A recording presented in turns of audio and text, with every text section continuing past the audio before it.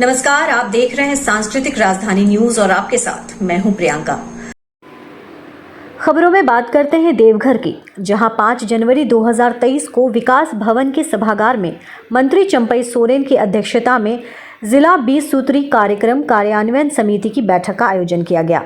इससे पूर्व उपायुक्त सह जिला दंडाधिकारी मंजुनाथ भजंत्री ने मंत्री चंपई सोरेन, मंत्री बादल पत्रलेख का स्वागत किया। साथ ही वरीय अधिकारियों द्वारा माननीय विधायक देवघर नारायण दास, माननीय विधायक सारठ रणधीर सिंह, 20 सूत्री के उपाध्यक्ष मुन्नम संजय और 20 सूत्री के सभी सदस्यों को बुके देकर स्वागत किया। इसके अलावा बैठक के दौरान मंत्री सह अध्यक्ष चंपई सोरेन ने आयोजित जिला 20 सूत्री कार्यक्रम कार्यान्वयन समिति की बैठक में सभी का स्वागत करते हुए कहा कि 2 वर्षों से कोरोना संक्रमण की वजह से बैठक का आयोजन नहीं हो सका।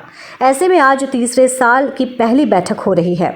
कोरोना काल में जिला प्रशासन और स्वास्थ्य विभाग ने बढ़िया तरीके से अच्छा काम किया है, इसके लिए सभी को बधाई और शुभकामनाएं।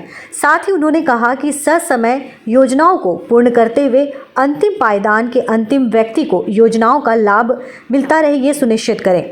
सकारात्मक सोच के साथ जमीनी स्तर पर मिलकर कार्य करें ताकि राज्य सरकार की विभिन्न जनकल्याणकारी योजनाओं का लाभ सुयोग्य लोगों को मिलता रहे।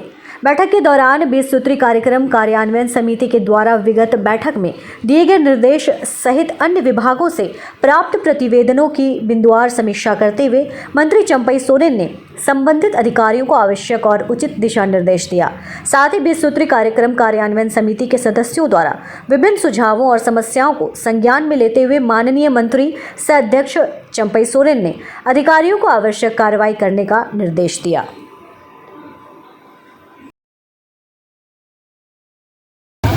सबसे पहले तो जो पिछली बैठक थी 2018 की, उसकी संपुष्टि हुई और जो जन कल्याणकारी योजनाएं सरकार द्वारा चलाई जा रही है, धरातल पर उसकी क्या स्थिति है उसके बारे में जानकारी सदस्यों द्वारा दी गई और देवघर के हित में, यहाँ के लोगों के हित में सभी सदस्यों द्वारा सभी तरह के चीज़ों को लाया गया, जिस पर माननीय 20 सूत्री प्रभारी मंत्री महोदय ने संज्ञान लिया और संबंधित पदाधिकारी को आवश्यक कार्रवाई करने का निर्देश भी दिया।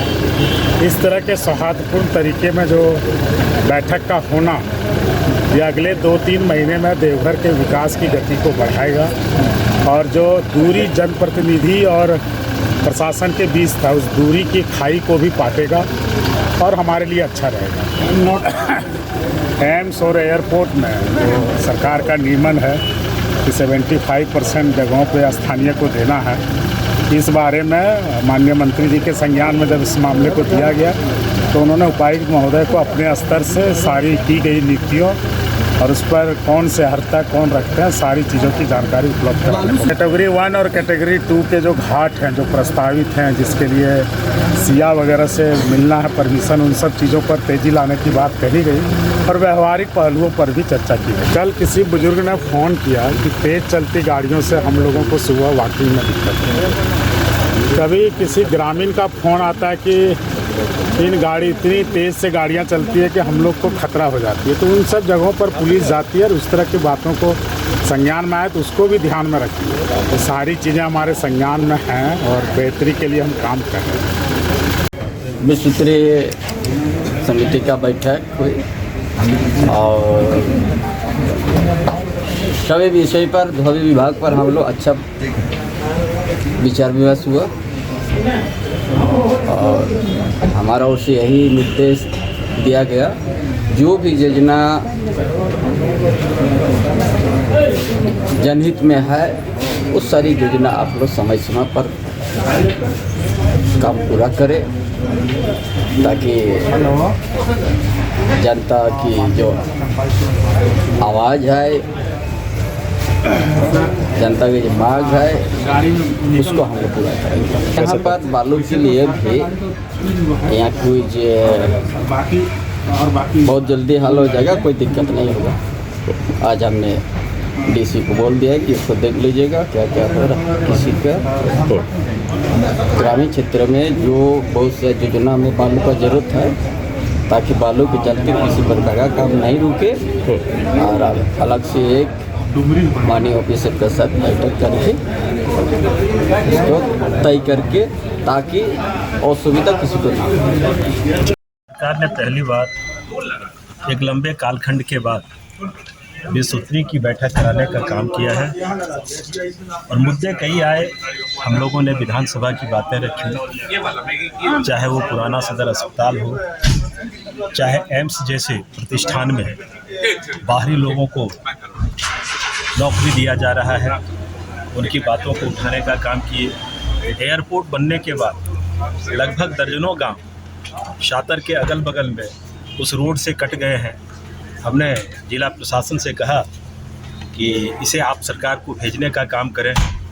दूसरी बात कि ये खपरोडी पुनसिया और रिखिया योगपीठ तक एक आरसीडी रोड जो पाइपलाइन में था, श्रावणी मेला है आने वाला है और श्रावणी मेला के मद्देनज़र वो रोड काफ़ी कारगर है, इसलिए हमने उनकी भी मांग को रखा। कई प्रकार की बातों से माननीय अध्यक्ष को अवगत कराने का काम किया गया और अध्यक्ष जी ने बड़ी गंभीरता से इन विषयों को लिया है।